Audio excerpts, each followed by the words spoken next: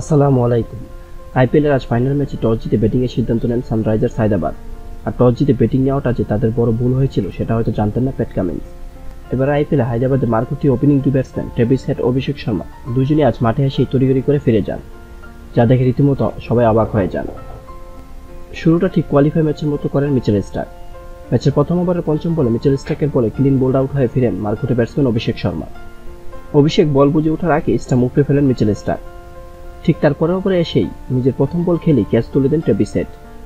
বাইবব অরোরার করা শেষ বলে পরাস্ত হয় উইকেট কিপার গুরবারাজের কাছে ক্যাচ তুলে দেন ট্রেভিস হেড। বাস আর এখানে হায়দ্রাবাদের ব্যাটিংয়ের খেল খতম হয়ে যায়।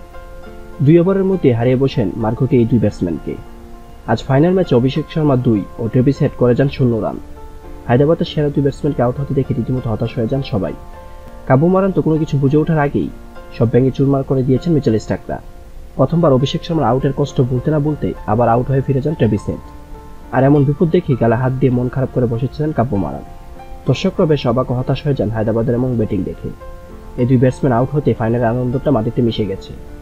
হায়দ্রাবাদের দর্শকরা তো এই দুই ব্যাটার আউট হতেই রীতিমতো মাঠের গ্যালারিতে ঘুমিয়ে পড়েছেন। অন্যদিকে হায়দ্রাবাদের দুই মারকুটি ব্যাটারকে ফিরিয়ে বেশ উল্লাস করেন কলকাতা। কাব্য মারানকে হতাশ করে আনন্দ উল্লাসে মাতান শাহরুখ খানরা।